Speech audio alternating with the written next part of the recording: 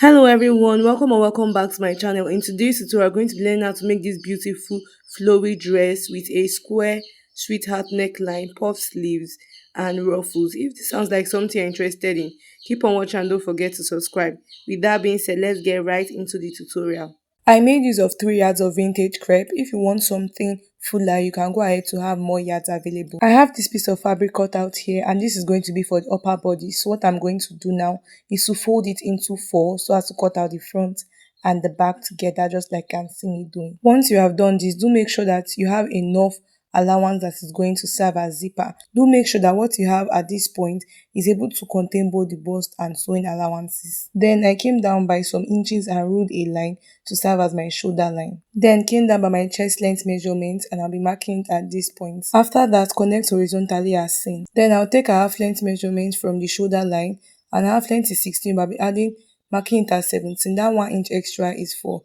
joining allowance. I'll mark this through and connect together. Can you see where I'm placing my measuring tape? Right from this region, not the zipper allowance area. Now from the middle of this point here, I'm going to come down by half of our shoulder measurement, which is just 7 inches. I'll also mark this at the chest line. Still on the chest line, I'll divide the actual bust measurement by 4 and mark it at this point. Then I'm going to connect from the shoulder to the chest line, that 7 inches point together, and I'm basically just going to get my armhole.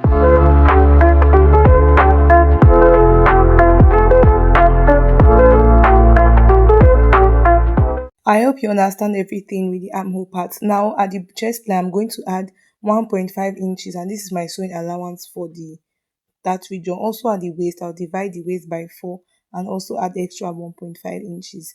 Then I'll connect together like this. For the neck width, I measured 3.5, but you can take 4 for a wider look. Then for the neck depth of the back, I just came down by, I'll connect the both points using my free hand and make an extension towards the zipper in a straight line. Then for the front neckline measurement, I came down by 5 inches, and then for the width of that lower part, I also marked 3.5 inches. Now I'll be connecting the 3.5 inches for the neck depth of the front and for the to the neck width together like this. I know it is hard to see, but just understand what I'm saying. For the zipper allowance, I came out by 1.25 inches, and I'll also be marking 1.25 inches at the lower region, and then I'll just connect them together. With our patterns ready, we are done drafting. Let's cut it out.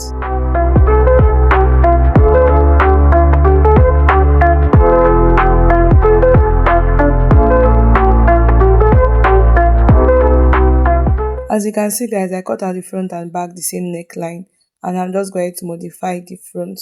Note that for the neckline and the shoulder, give half an inch for stitching allowance. Right here, I have my turn up pieces cut out, and this is what it's looking like.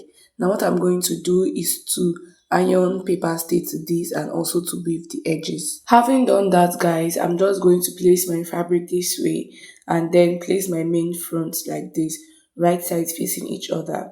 So I'm going to sew on the 4 edges with half an inch. You can go ahead to pin this in place so it's going to be easier for you.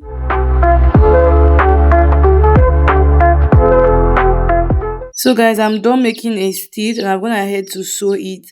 While sewing, I used a little bit of hemming gum around the neck region to just keep everything in place when I'm done ironing.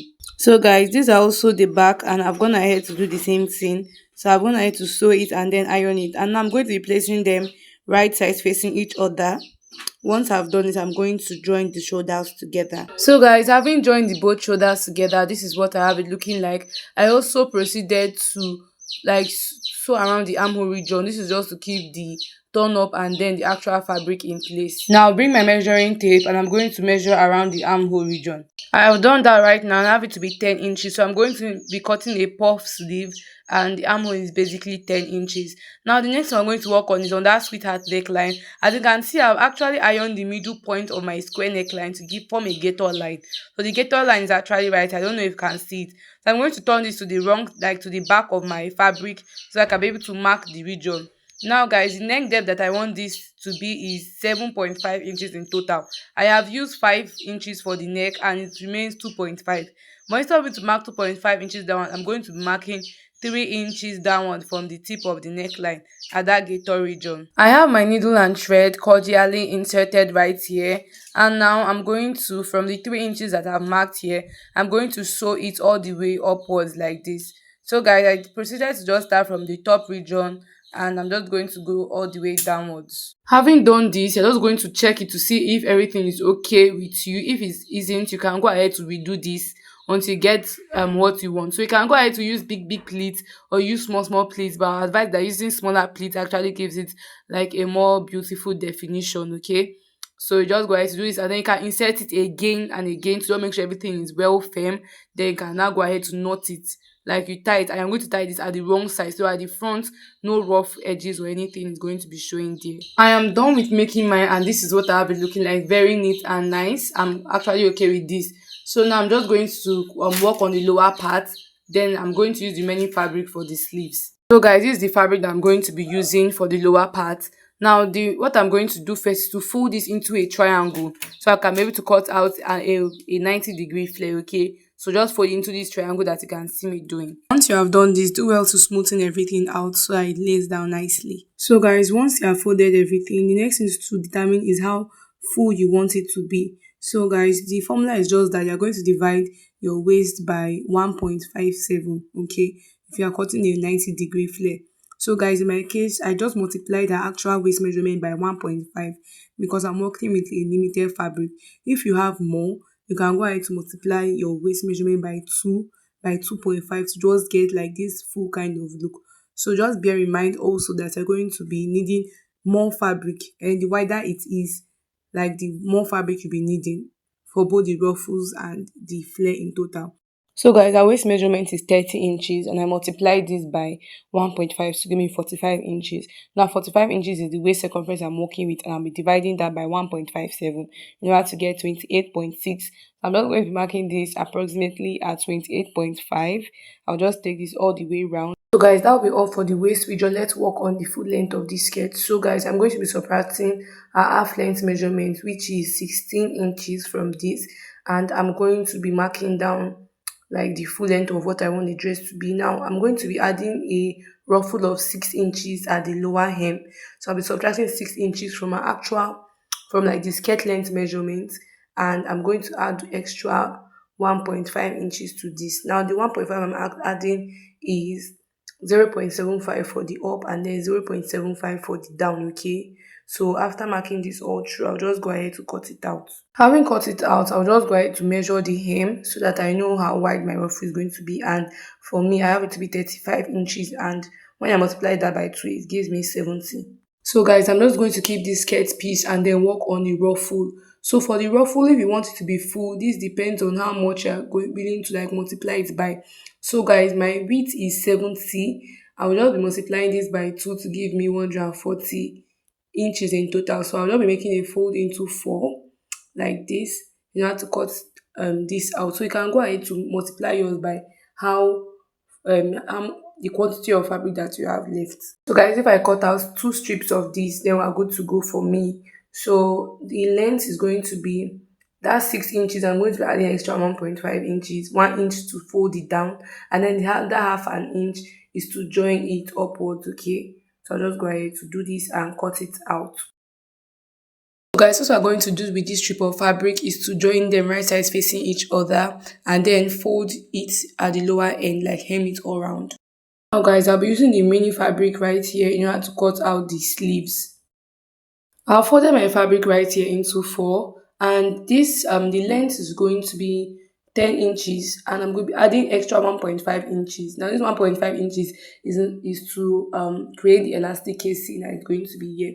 So I'll just go ahead to rule my lines all the way from the bottom to the top, and then the next I'm going to do is to randomly like draw out my sleeve, and I'll just cut it out. So guys, if you don't know how to cut a puff sleeve, there are tutorials out there. I just use my free hand to cut mine. But one thing that you should notice that when cutting out a puff sleeve, it should be more than the armhole measurement, so I can be able to create pleats at the top region.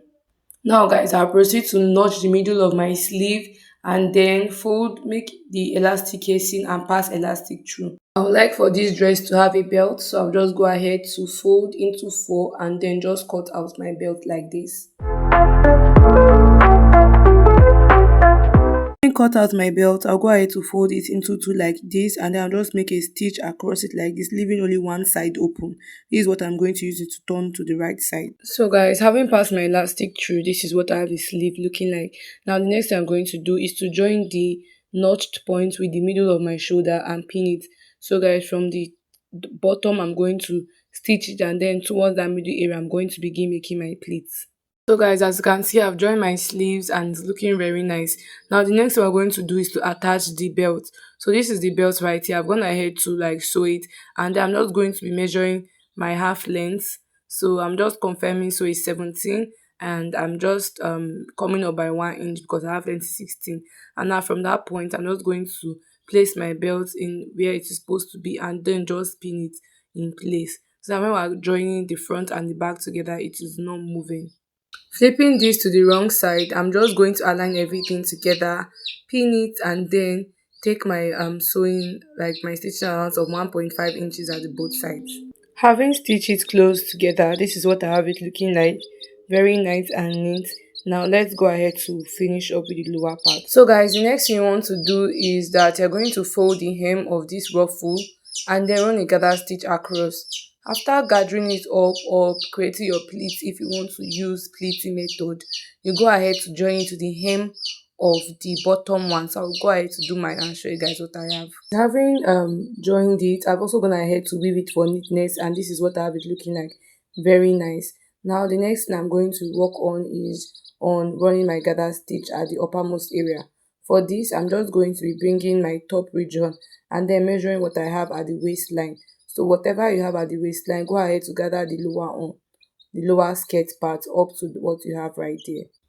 So guys, having joined it, this is what I have it looking like. I've also weaved the inside. Now just go ahead to fold it into just like you can see me doing. And I'm going to close the lower region and then attach my zip.